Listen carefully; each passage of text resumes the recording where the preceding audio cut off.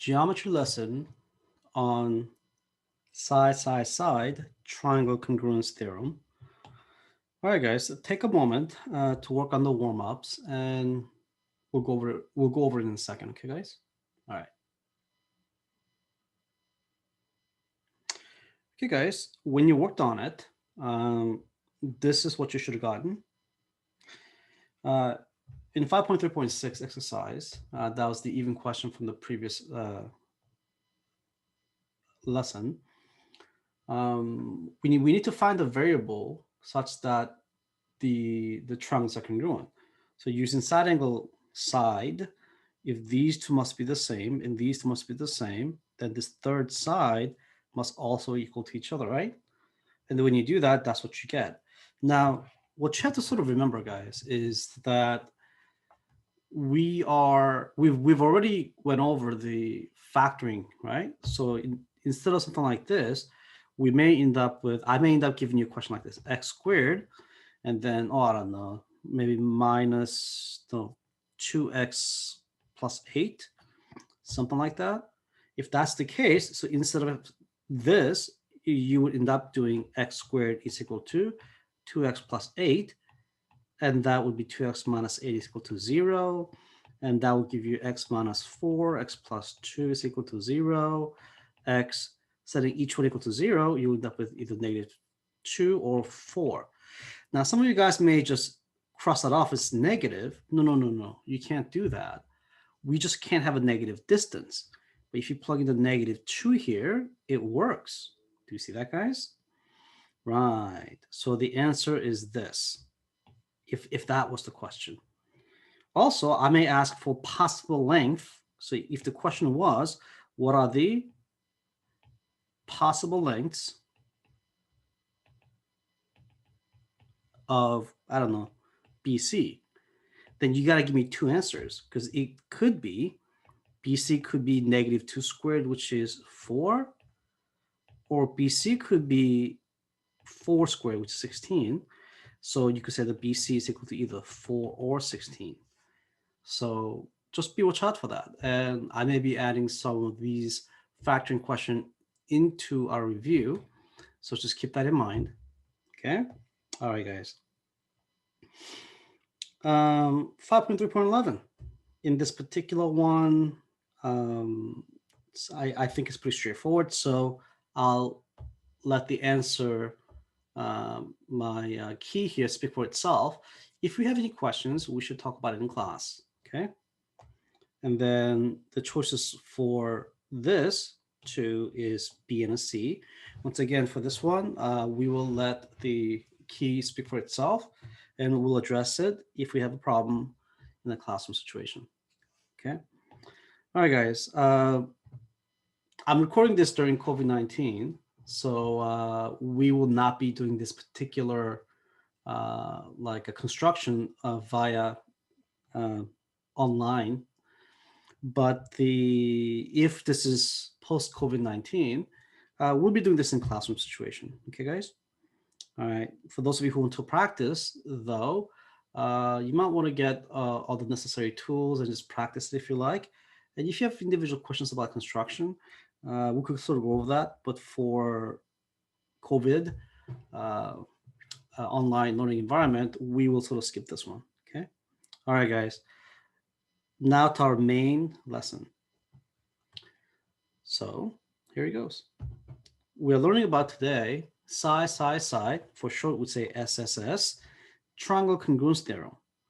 If 3 sides of one triangle are congruent to 3 sides of another triangle, then the triangles are congruent.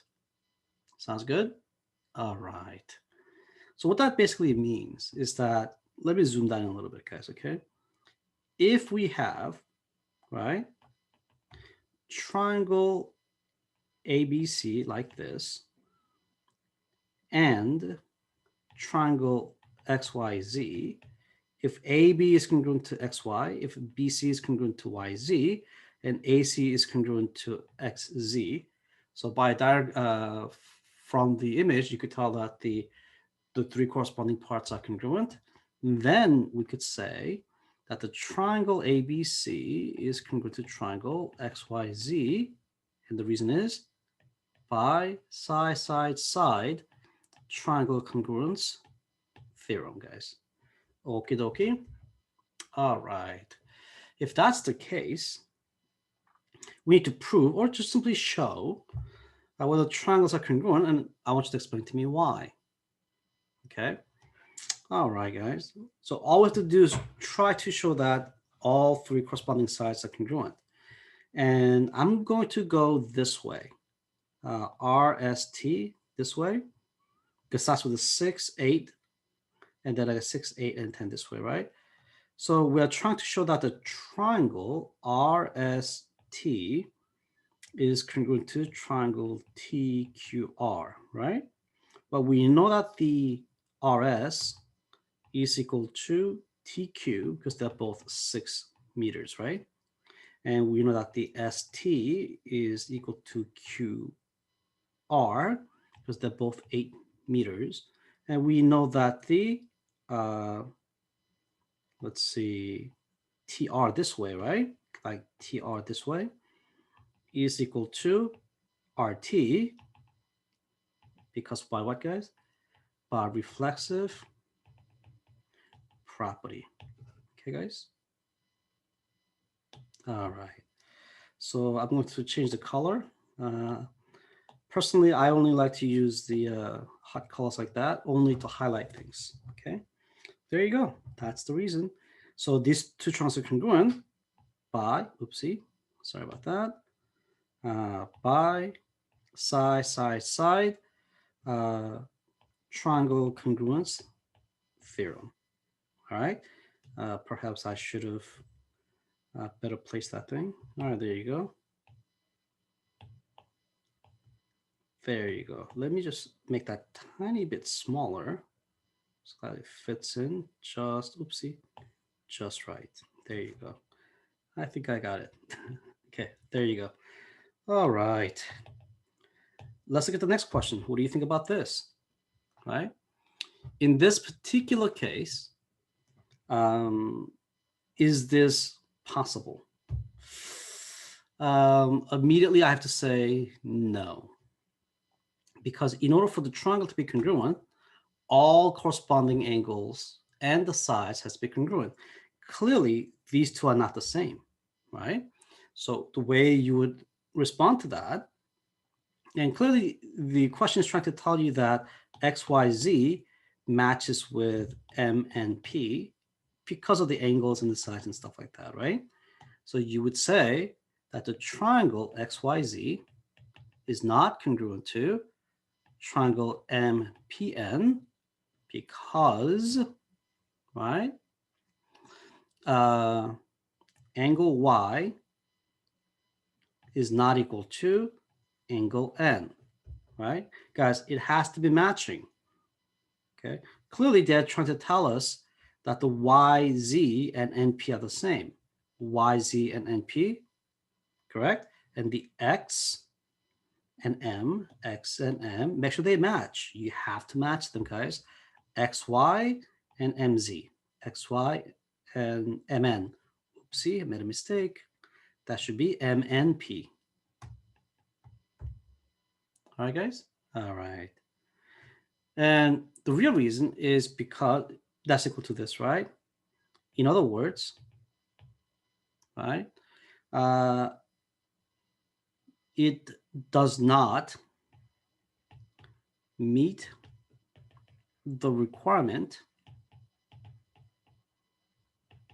for, see, what we could have done is angle, side, angle, right?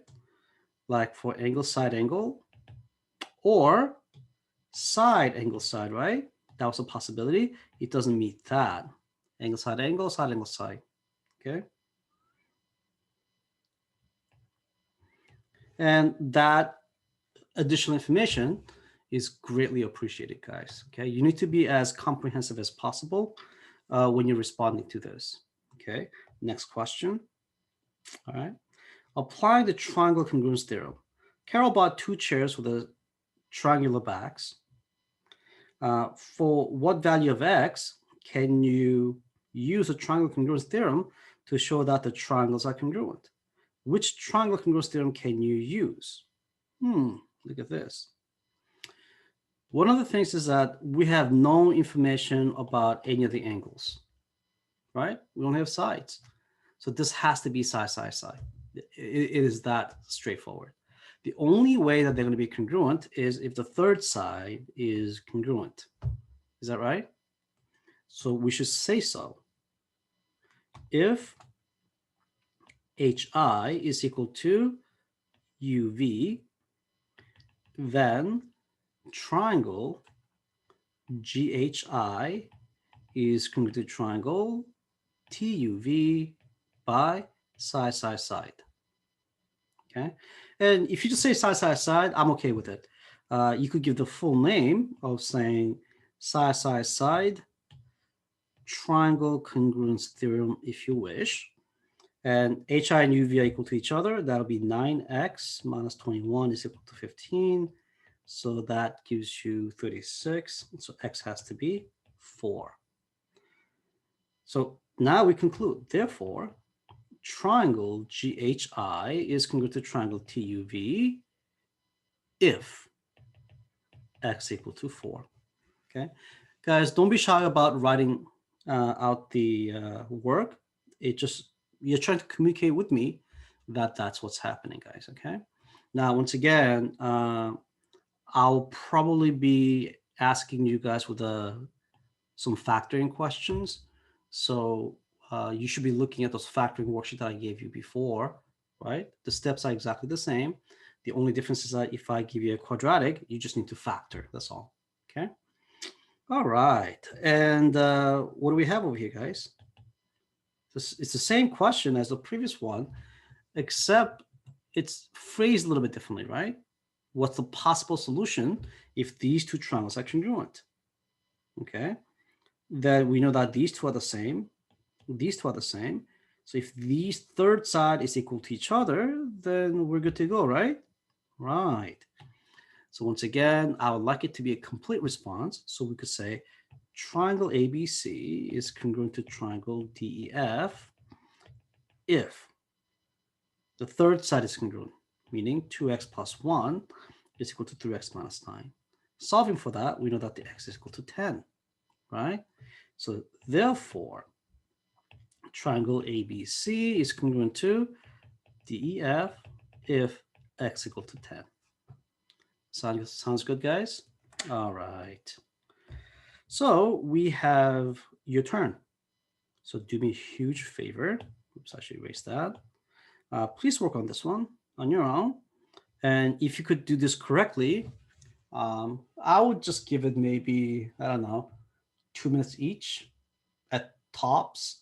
So 6 minutes, but number 6 should be very straightforward.